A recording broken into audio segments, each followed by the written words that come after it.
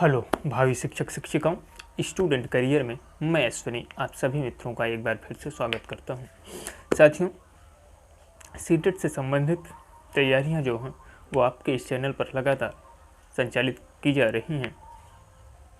मित्रों, उसी के संदर्भ में आज मैं सीटेट सीडीपी का जो पोर्शन है वहाँ से सीडीपी मतलब बाल विकास एवं शिक्षा शास्त्र से एक बहुत ही महत्वपूर्ण टॉपिक बुद्धि इंटेलिजेंस के सिद्धांत से संबंधित थ्योरी क्लास आप लोगों के साथ डिस्कशन करने चल रहा हूँ।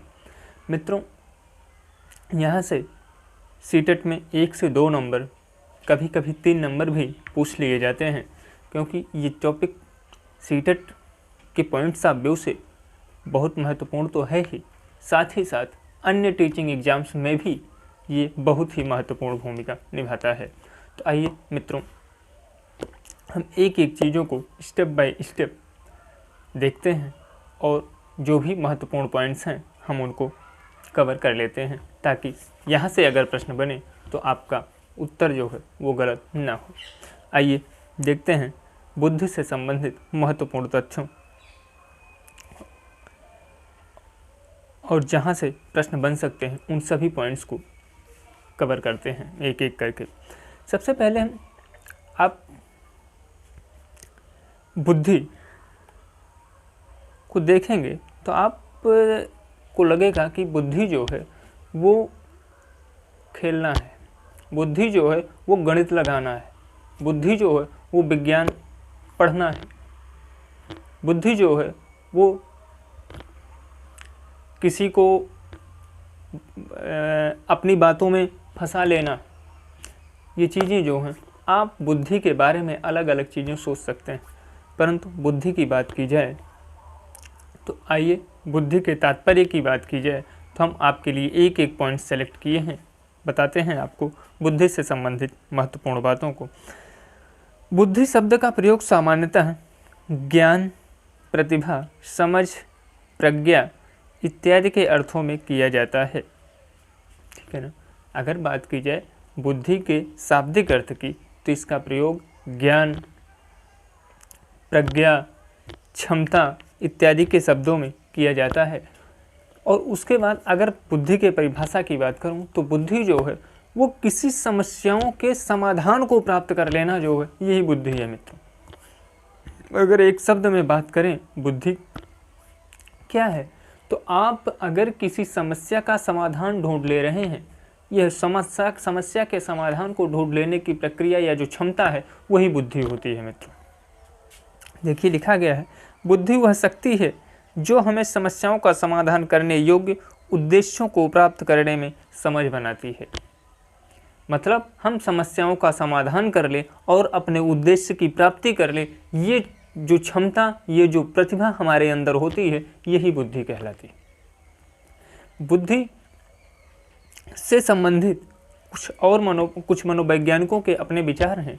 तो देखिए, सीटेट में जो है वो परिभाषाएं या डेफिनेशंस नहीं पूछे जाते हैं, तो बहुत ही जिनका बुद्धि से संबंधित बहुत बड़ा योगदान है उन्हीं से संबंधित हम 2 परिभाषाएं या 3 परिभाषाएं ले रखी हैं, उस पर हम डिस्कशन करेंगे। और प्रश्न बनता है फिर कि बुद्धि टर्म या बुद्धि शब्द को सबसे पहले किसने बताया या किसने इसके बारे में जानने का प्रयास किया या कॉन्सेप्ट देने की कोशिश की।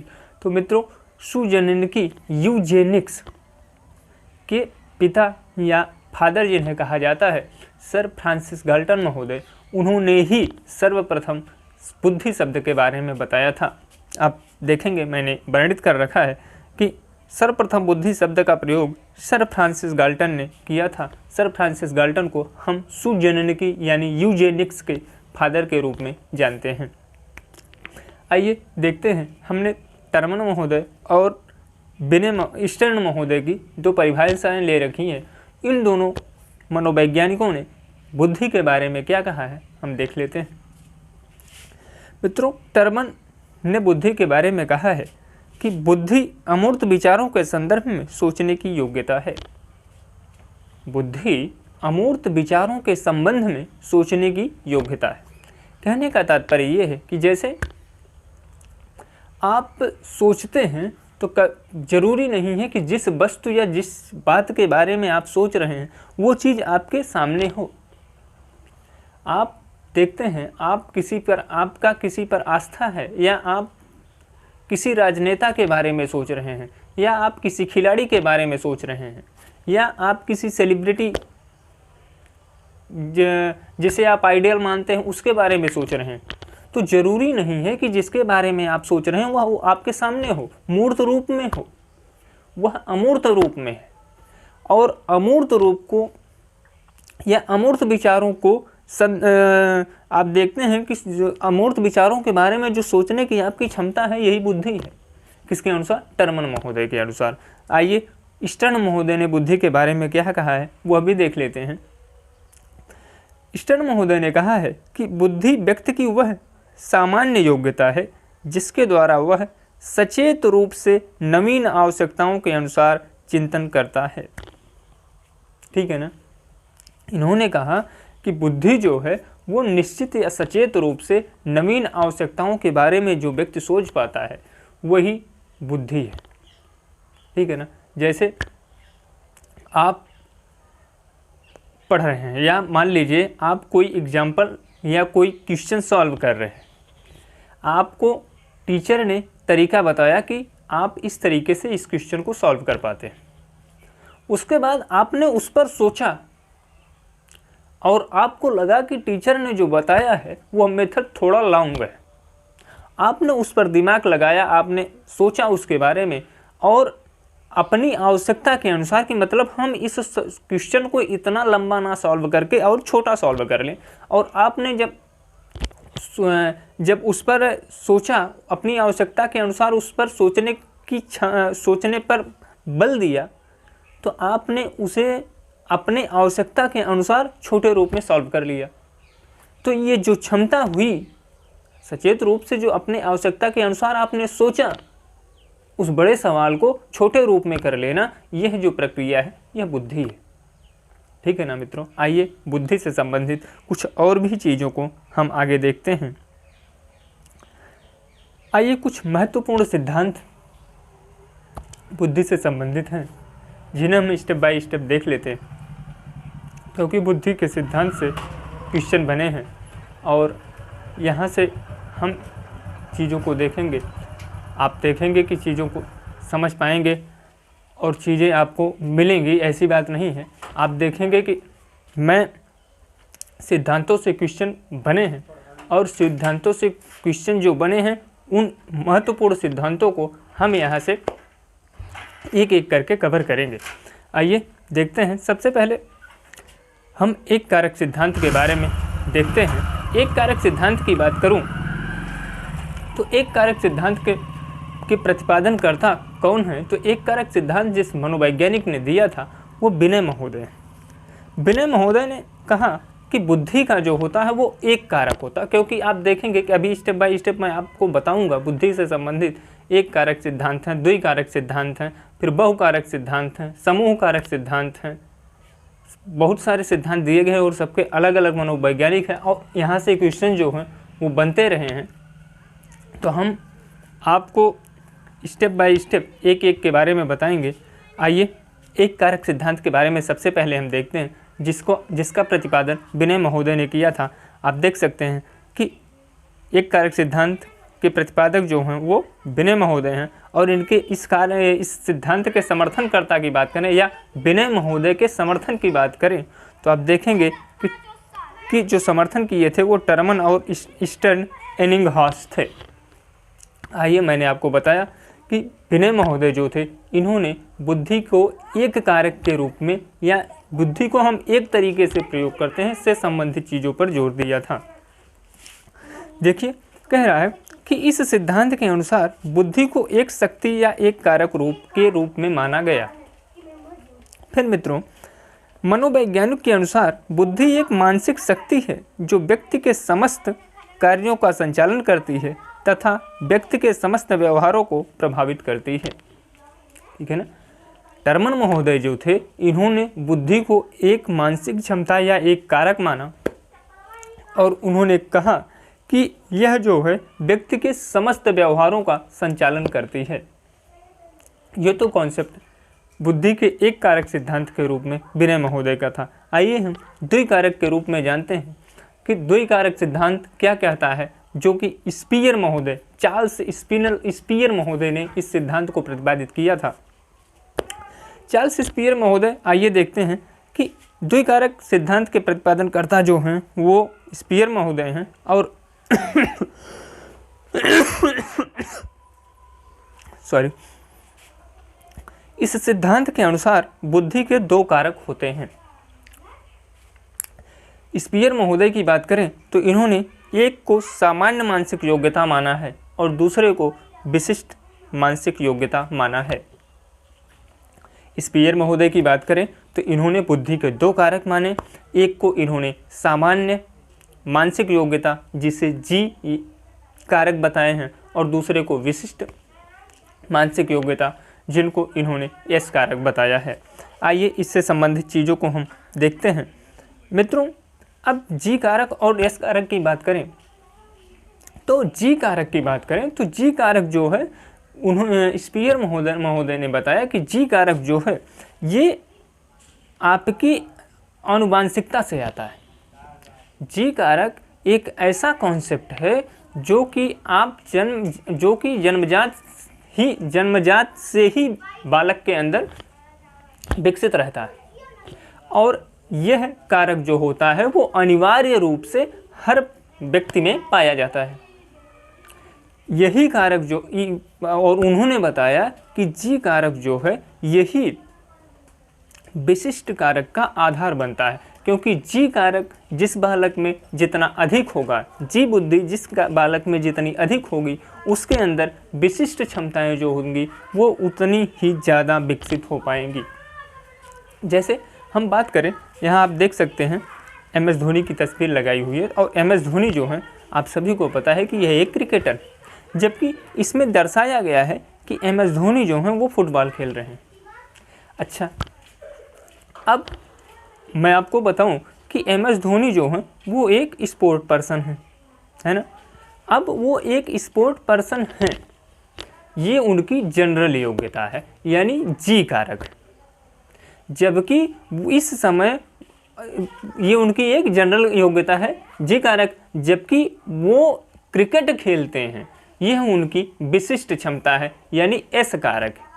यह विशिष्ट कारक है कि वो क्रिकेट खेलते हैं, जबकि वो एक स्पोर्ट पर्सन है, ये उनका जी कारक। वो स्पोर्ट पर्सन है इसलिए वो विभिन्न प्रकार के खेलों को खेल सकते हैं और उनका एक विशिष्ट खेल है जो कि खेलते हैं, जिसके लिए वो जाने जाते हैं, वो क्रिकेट है। और ये जो क्रिकेट है यह यस कारक। बात हमें उम्मीद है कि आप बातों को समझ पाए होंगे एग्जाम्पल के माध्यम से कि जो जी कारक है वो ओवरऑल चीज़ों को कवर करता है। इसके लिए उसकी जन्मजात बुद्धि या क्षमताएं जो हैं वो सब में विकसित होती हैं, वो सब में पाई जाती है। लेकिन अगर विशिष्ट कारक की बात करें तो विशिष्ट कारक जो हैं उसके लिए व्यक्ति को ट्रेनिंग लेनी पड़ती है, उसके लिए व्यक्ति को स्किल सीखना पड़ता है, ठीक है ना। तो इस तरीके से जी कारक और एस कारक जो हैं वो अलग अलग दो चीज़ें हैं जो कि स्पीयर महोदय के द्वारा दी गई थी। आप देख सकते हैं, अगर वर्बल की बात करें, बातचीत करने की बात करें, तो बातचीत करने की स्थिति में वो बातचीत करने की जो स्पेशल योग्यता की बात करें तो वो सीख रहा है, लेकिन सीखने के साथ ही साथ भाषा सीखने की जो उसके अंदर जन्मजात क्षमता, जो जनरल इंटेलिजेंस है, जो जी कारक है, वो उसमें पाई जाता है। यानी आप देखेंगे किसी भी विशिष्ट कारक में सामान्य कारक जो है वो सम्मिलित होता है। बात करें वर्बल की, वो बातचीत की बात करें, मैकेनिकल यानी सीखने यांत्रिक स्थिति की बात करें तो भी वो चीज़ों को सीखता है। बात करें न्यूमेरिकल की, गणित अंकगणित चीज़ों या गणितीय एक्टिविटी उसके अंदर, या वो गणित को बहुत अच्छा जानता है, तो ये चीज़ें जो हैं वो बच्चा इसमें विशिष्ट चीज़ें जो सीखा है उसका आधार जो है वो जी कारक हर जगह हर स्थिति में सब में शामिल हुआ है। तो इस तरीके से आप जान सकते हैं कि जी कारक की बात करें तो जी कारक जो है मित्रों वो आपके जन्मजात होता है, वो आनुवांशिकता से संबंधित होता है, ये हर व्यक्ति में पाया जाता है। जबकि स्पेशल यानी एस कारक की बात करें तो एस कारक जो होता है ये वातावरण से मिलता है। इसके लिए एस कारक के लिए आपको ट्रेनिंग लेनी पड़ती है। आप किसी चीज़ को सीखते हैं, स्पेशल रूप से स्किल कुशलता हासिल करते हैं, तो ये चीज़ें जो होती हैं ये आपके एस कारक के अंतर्गत आती हैं। मित्रों, हम उम्मीद करते हैं आपको एस कारक और जी कारक बिल्कुल स्पष्ट हो गया होगा। आइए नेक्स्ट सिद्धांत की तरफ बढ़ते हैं। इससे संबंधित कुछ और महत्वपूर्ण बातें हैं, उसे भी हम देख लेते हैं। पर वैसे तो मैंने बता दिया, लेकिन पीपीटी में उल्लिखित है, उसे भी हम देख लेते हैं। कह रहे हैं कि प्रत्येक व्यक्ति में सामान्य मानसिक योग्यता के अतिरिक्त कुछ न कुछ विशिष्ट योग्यताएं भी पाई जाती हैं। वही मित्रों, सामान्य योग्यताएं यानी जनरल टेंडेंसी जो आपके अंदर है वो तो है ही है, लेकिन जब कुछ चीज़ें आप ट्रेनिंग के माध्यम से या सीखने की प्रक्रिया से अपने अंदर उसमें कुशलता प्राप्त कर लेते हैं तो वो विशिष्टता की श्रेणी में चली जाती है। फिर एक व्यक्ति जितने ही क्षेत्रों में एवं विषयों में कुशल होता है उसमें उतनी ही विशिष्ट योग्यताएं पाई जाती हैं। मैंने आपको बताया कि विशिष्ट योग्यताओं के लिए आपको ट्रेनिंग की ज़रूरत पड़ती है। विशिष्ट योग्यताओं के लिए आप में कुशलता आनी चाहिए, तभी आप एस फैक्टर या ये कुशलताएं और ये जो ट्रेनिंग्स होती हैं, ये सारी गतिविधियां या एक्टिविटी जो होती हैं वो विशिष्ट कारक के अंतर्गत आती हैं। इसके बाद देखिए कि स्पीयरमैन का यह विचार है कि एक व्यक्ति के सामान्य योग्यता की मात्रा जितनी ही अधिक पाई जाती है वह उतना ही अधिक बुद्धिमान होता है। मित्रों, ये स्पीयरमैन का मानना था कि जिस व्यक्ति के अंदर सामान्य योग्यताएं जितनी अधिक होंगी वो उतना ही बुद्धिमान होगा, क्योंकि मित्रों विशिष्ट योग्यताएं जो होती हैं वो पूरी तरीके से आपकी सामान्य योग्यताओं पर निर्भर होती हैं। क्योंकि कहा ही जाता है कि जो विशिष्ट योग्यताएं हैं वो जो हैं उनका आधार जो है वो सामान्य योग्यताएं होती हैं। आइए नेक्स्ट कोई बात करते हैं बहुबुद्धि सिद्धांत की। पहले हमने पढ़ा एक बुद्धि सिद्धांत, फिर हमने पढ़ा द्विकारक सिद्धांत या फैक्टर तत्व सिद्धांत, फिर हम बहुकारक या बहुबुद्धि सिद्धांत पढ़ने जा रहे हैं। बहुबुद्धि सिद्धांत की बात करें मित्रों तो बहुबुद्धि सिद्धांत का प्रतिपादन थॉर्नडाइक महोदय ने किया था। बहुबुद्धि सिद्धांत के अन्य नाम हैं, उसका जिक्र करें तो एक इसे हम बहुबुद्धि सिद्धांत भी कहते हैं, बहुकारक सिद्धांत को। इसे हम बहुखंड सिद्धांत बुद्धि सिद्धांत भी कहते हैं। इसे हम बहुतत्व बुद्धि सिद्धांत भी कहते हैं। आइए बात करें बहुकारक सिद्धांत के प्रतिपादक या मुख्य समर्थक की। मैंने आपको बताया कि थॉर्नडाइक महोदय ने इसका प्रतिपादन या मुख्य समर्थन किया था। इन्होंने इसके संदर्भ में क्या कहा, आइए देखते हैं। इस सिद्धांत के अनुसार बुद्धि कई तत्वों का समूह होती है और प्रत्येक तत्व में कोई सूक्ष्म योग्यता निहित होती है। एग्जाम्पल के माध्यम से आइए समझते हैं। जैसे आप देखते हैं कि एक व्यक्ति है, कोई भी मान लीजिए आप विराट कोहली को ले लिए या छोड़िए हार्दिक पांड्या को ले लेते हैं। एक क्रिकेटर है, वो बैटिंग भी कर लेते हैं, वो बॉलिंग भी कर लेते हैं, वो अच्छी फील्डिंग भी कर लेते हैं। तो उनमें वो एक ही व्यक्ति, एक ही क्रिकेटर अलग अलग तरीके की चीज़ों को कर पाता है ना। तो ये मतलब उनकी क्षमताएं जो है या उनकी बुद्धि की बात करें तो वो विभिन्न तरीके से विभिन्न कार्यों को संचालित कर पा रही हैं। तो यही चीज़ें जो हैं, यही स्थिति बता रही है कि जो बुद्धि है वो विभिन्न तरीके से विभिन्न चीज़ों पर अपनी एक्टिविटी, अपनी गतिविधियों को कर पाती है। फिर थॉर्नडाइक महोदय ने कहा था कि थॉर्नडाइक महोदय ने बुद्धि के 3 प्रकार बताए थे। उन्होंने कहा कि बुद्धि जो होती है वो अमूर्त, एक को कहा अमूर्त बुद्धि जिसे हम एब्स्ट्रैक्ट इंटेलिजेंस कहते हैं, दूसरे को इन्होंने सामाजिक बुद्धि जिसे हम सोशल इंटेलिजेंस कहते हैं, और तीसरे को इन्होंने यांत्रिक बुद्धि या मूर्त बुद्धि कॉन्क्रीट इंटेलिजेंस इन्होंने कहा। मित्रों, अगर हम अमूर्त बुद्धि की बात करें, तो अमूर्त बुद्धि के सहारे ये ऐसी बुद्धि होती है मित्रों जिसमें व्यक्ति जो है शाब्दिक या गणितीय संकेतों एवं चिन्हों को समझ पाता है, जान पाता है, आसानी से उसके बारे में उसकी व्याख्या कर पाता है। आप देखते हैं कि ऐसी बुद्धि जिनमें पाई जाती है वो गणितज्ञ हो सकते हैं, वो क्या हो सकते हैं, पेंटर हो सकते हैं, वो कलाकार हो सकते हैं। अगर अमूर्त बुद्धि की बात करें तो अमूर्त बुद्धि जिनमें पाई जाती है वो गणितज्ञ हैं, वो पेंटर हैं, वो कलाकार हैं। ऐसे जो व्यक्ति हैं उनके अंदर अमूर्त बुद्धि पाई जाती है। उसके बाद बात करें सामाजिक बुद्धि की, तो सामाजिक बुद्धि जो होती है मित्रों, ये ऐसे व्यक्ति होते हैं जो एक दूसरे से ठीक ठाक बातचीत कर ले, उनसे घुल मिल लें। आप देखते हैं कि कुछ ऐसे व्यक्ति हैं जिनका व्यवहार जो है वो किसी दूसरे से मिलने पर ठीक ठाक तरीके से मिलते हैं, उसके बाद आप देखते हैं उनसे उनका व्यवहार जो होता है वो बहुत अच्छा होता है। तो ऐसे जो होते हैं आप देखते हैं कि ऐसी बुद्धि या सामाजिक बुद्धि की बात करें तो जो नेता हैं इनमें सामाजिक बुद्धि पाई जाती है। उसके बाद बात करें यांत्रिक बुद्धि या मूर्त बुद्धि की, तो यांत्रिक और मूर्त बुद्धि की बात करें तो आप देखेंगे कि ऐसी मानसिक क्षमता जिसके सहारे व्यक्ति ठोस वस्तुओं को समझ पाता है। ठोस वस्तुओं से तात्पर्य मित्रों ये है कि ऐसी स्थिति जो कि आप चीज़ों को देख पा रहे हैं, पढ़ पा रहे हैं, देख करके चीज़ों को समझ रहे हैं। तो मूर्त या ठोस से संबंधित यही होता कि आप किसी चीज़ को देख करके उसके बारे में जानकारी प्राप्त कर रहे हैं।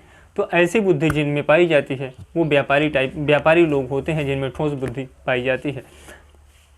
मित्रों ये रहे आपके पहले अमूर्त बुद्धि की बात मैंने बताई आपको कि अमूर्त बुद्धि जिसमें पाई जाती है या अमूर्त बुद्धि जो होती है वो आप देखते हैं कि गणित या किसी भी चित्रों, संकेतों या सूत्रों की व्याख्या जो करने वाले होते हैं वो अमूर्त बुद्धि के अंतर्गत आते हैं। एग्जाम्पल मैंने आपको बताया कि जो कलाकार हैं, जो पेंटर हैं, जो गणितज्ञ हैं, ये आपके अमूर्त बुद्धि के अंतर्गत आते हैं। फिर मैंने बताया सामाजिक बुद्धि में जो आने वाले व्यक्ति हैं वो आपके आ जाते हैं नेता। और उसके बाद आप देखते हैं कि मूर्त बुद्धि की बात करें तो मूर्त बुद्धि में जो आने वाले हैं वो व्यापारी वर्ग जो है वो मूर्त बुद्धि के अंतर्गत आता है। आइए नेक्स्ट की बात करते हैं। यहाँ आप देखिए कि कैसे एक दूसरे से जो ये इंटरकनेक्ट हुए हैं। मैकेनिकल बुद्धि की बात करें या सामाजिक बुद्धि की बात करें या अमूर्त बुद्धि की बात करें, मैकेनिकल या कॉन्क्रीट बुद्धि जिसमें आपने देखा कि व्यापारी वर्ग आते हैं। उसके बाद मैंने आपको बताया कि सोशल जिसमें आपने देखा कि नेता वर्ग आता है। और उसके बाद एब्स्ट्रैक्ट बुद्धि की बात करें तो यहाँ गणितज्ञ हुए। यहाँ एब्स्ट्रैक्ट बुद्धि की बात करें तो यहाँ वैज्ञानिक हुए। ये वर्ग जो है ये आपका एब्स्ट्रैक्ट यानी अमूर्त बुद्धि के अंतर्गत आता है। मित्रों ये टॉपिक जो है यहाँ से डायरेक्टली प्रश्न बार बार बने हैं, ध्यान से देखिएगा चीज़ों को, बहुत ही इम्पोर्टेंट टॉपिक है। आज की कक्षा से 102 क्वेश्चन जो हैं वो आपके फिक्स हो जाते हैं, क्योंकि बुद्धि के सिद्धांत से ऐसा कोई भी साल नहीं रहा जहाँ पर प्रश्न ना बना। इसलिए बहुत ध्यान से देखिए। इससे संबंधित प्रश्नोत्तरी जो है हम वो भी previous year plus NCERT based लेकर के हम आएंगे, ताकि पूरा कॉन्सेप्ट जो है वो क्रिस्टल क्लियर हो जाए। आइए आगे देखते हैं कि थॉर्नडाइक महोदय ने बुद्धि के 3 प्रकार बताए। अमूर्त मतलब एब्स्ट्रैक्ट, सामाजिक मतलब सोशल, और तीसरा यांत्रिक या मूर्त की बात करें तो वो मैकेनिकल या आप कॉन्क्रीट कह सकते हैं। उसके बाद इन्होंने बुद्धि के 4 प्रतिमान बताए। प्रतिमान से मतलब होता है पहलू से, एस्पेक्ट से मतलब होता है प्रतिमान से के शाब्दिक अर्थ की बात करें तो आइए जो इन्होंने 4 पहलू या 4 प्रतिमान बताए हैं बुद्धि के, उनको भी देख लेते हैं। पहले की बात करें तो स्तर। इन्होंने पहला प्रतिमान जो बताया था बुद्धि का वो स्तर, लेवल है।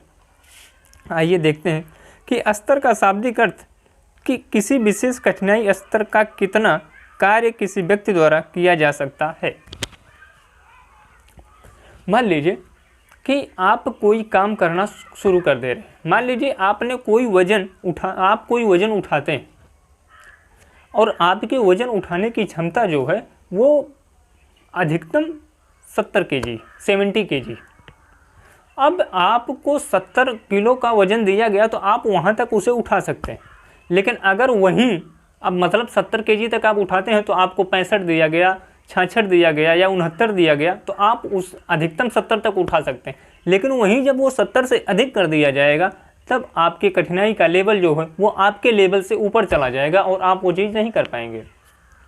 स्तर की बात करें तो यही स्तर है मित्रों।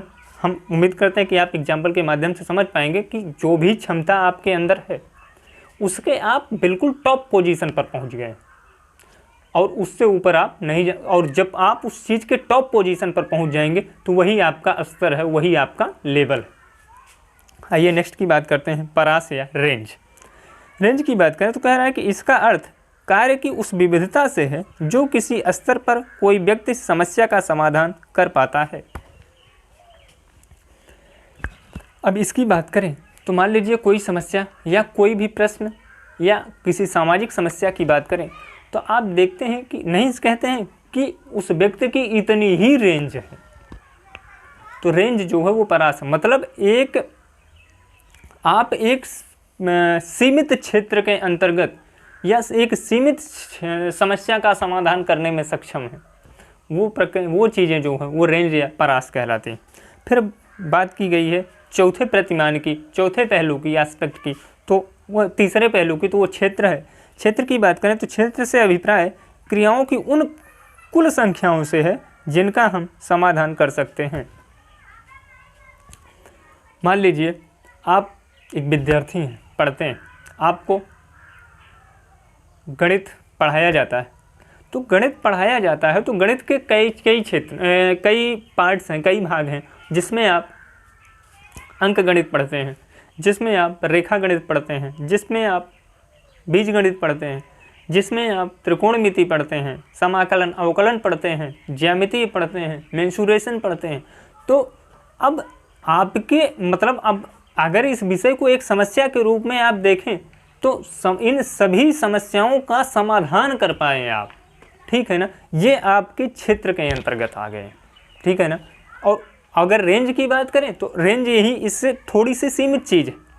इसी क्षेत्र में मान लीजिए कि आपकी जो ये 4-5 सेक्शन आपने देखे, अब इसी 4-5 सेक्शन में मान लीजिए कि आपको बीजगणित अच्छी आती है, आप समाकलन अवकलन कर पाते हैं, लेकिन आप अंक गणित और रेखा गणित आपको समझ में नहीं आती, तो आपकी रेंज जो हो गई वो आपके बीजगणित और समाकलन अवकलन तक रही।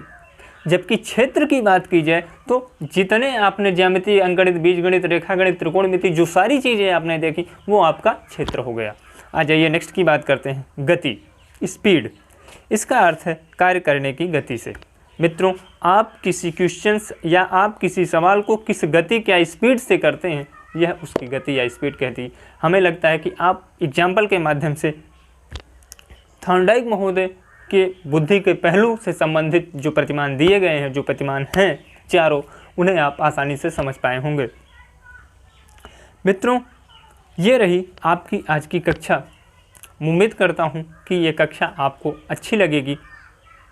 आप इसे देखिएगा, अगर कहीं से कुछ कम समझ में आया तो उसे आप फिर से वीडियो चला करके देख लीजिएगा। मित्रों, ये क्लास जो है अभी इसमें कुछ सिद्धांत बचे हुए हैं। जैसे आईक्यू की बात करें तो आईक्यू मैं आगे आपको नेक्स्ट लेक्चर में दे दूंगा।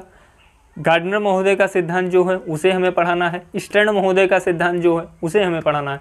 तो 3-4 कॉन्सेप्ट जो हैं अभी बुद्धि के बचे हुए हैं, उसे हम नेक्स्ट लेक्चर में आप लोगों के नेक्स्ट लेक्चर में वो क्लास जो है हम आपको प्रोवाइड करवा देंगे, ताकि ये और वो क्लास मिला करके आपके सीटेट में तो 2 से 3 क्वेश्चन हो ही जाएंगे। साथ ही साथ इससे संबंधित कि कोई भी टीचिंग से संबंधित एग्ज़ाम होगा वहाँ बुद्धि से क्वेश्चन ना आए, ये हो ही नहीं सकता। मित्रों, वीडियो को लाइक कीजिएगा, चैनल को ज़रूर सब्सक्राइब कीजिएगा, ताकि हमसे आप जुड़े रहें और लगातार कक्षाएं आपको मिलती रहें। धन्यवाद मित्रों।